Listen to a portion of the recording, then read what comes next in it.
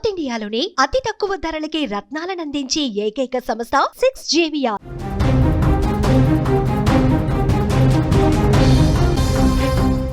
విశాఖపట్నంలో పిడుగుపాటు petrol filter ట్యాంకుపై పిడుగు పడినట్లుగా తెలుస్తోంది. ఈస్ట్ ఇండియా కంపెనీలో భారీ మంటలు చెలరేగాయి.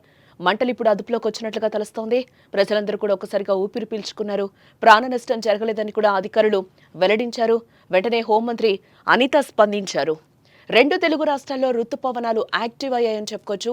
నైరుతి రుతుపవనాల ప్రభావంతో తెలంగాణ, అటు ఆంధ్రప్రదేశ్లో విస్తారంగా వర్షాలు కురుస్తున్నాయి.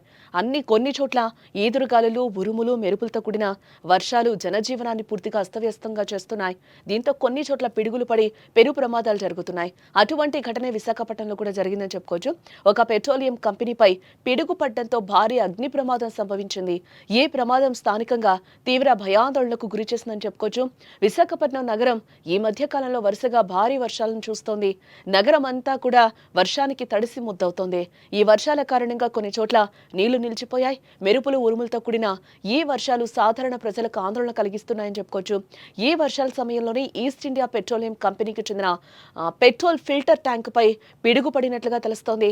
పిడుగు ప్రభావం ఎంత తీవ్రంగా ఉందంటే వెంటనే ఆ ట్యాంకు నుంచి మంటలు ఒక్కసారిగా పెద్ద ఎత్తున ఎగసిపడినట్లుగా కూడా కనిపిస్తోంది మనకి.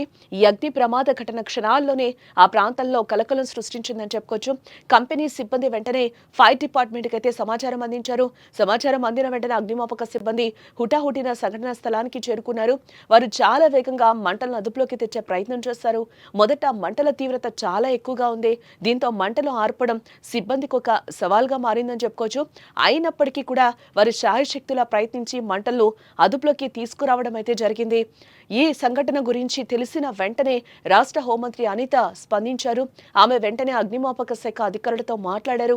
ఈ ప్రమాదానికి సంబంధించిన పూర్తి వివరాలను అడిగి తెలుసుకున్నారు. ఆమె మంటలు అదుపులోకి వచ్చాయని అధికారులు హోంమంత్రికి తెలియజేయడం జరిగింది.